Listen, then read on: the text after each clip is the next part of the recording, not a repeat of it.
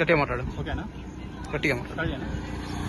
ఈరోజు రాజన్న సిరిసిల్ల జిల్లా బోయినపల్లి మండలం కొదురుపాక రౌండప్ చౌరస్తా ఏదైతే ఉందో, వేములవాడ నుంచి ఇటు కరీంనగర్కి వెళ్లే రహదారి ఏదైతే ఉందో, కొదురుపాక గ్రామం కూడలి ఎక్స్ రోడ్ రౌండప్ బోర్డు అంటారు దీన్ని.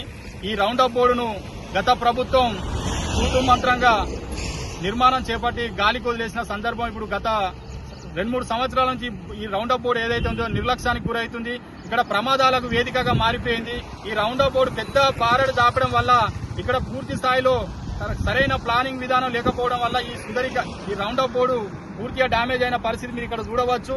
ఈ తెలంగాణ రాష్ట్రంలో కాంగ్రెస్ ప్రభుత్వం ఇప్పటికైనా ఈ కొదురుపాక రౌండప్ బోర్డు ఏదైతే ఉందో దీని మీద దృష్టికరించి దీని సైజు తగ్గించి సుందరీకరణ పనులు చేపడితే ఇక్కడ ప్రమాదాలు జరగకుండా జరిగే అవకాశం ఉంటుంది. కాబట్టి ప్రజలను కాపాడవలసిన వాళ్ళు అవుతాం. ఎందుకంటే ఇది పెద్ద ప్రధాన రహదారి కాబట్టి నిత్యం వేములవాడ నుంచి కరీంనగర్కు వందలాది వేలాది భారీ వాహనాలు వెళ్తుంటాయి. కాబట్టి ప్రమాదాలకు వేదికగా ఈ రౌండప్ బోర్డు మారింది. కాబట్టి గత ప్రభుత్వం పూర్తిగా దీన్ని నిర్లక్ష్యం చేసింది. కాబట్టి ఈ ప్రభుత్వంలో ఈ కొదురుపాక రౌండప్ బోర్డు ఏదైతే ఉందో దాని సైజును తగ్గించి సుందరీకరణ పనులు చేపట్టాలని చెప్పి సందర్భంగా బోయినపల్లి మండల గ్రామాల పక్షాన సిపిఎం మండల శాఖ తరఫున ఈ ప్రభుత్వాన్ని డిమాండ్ చేయడం జరుగుతుంది.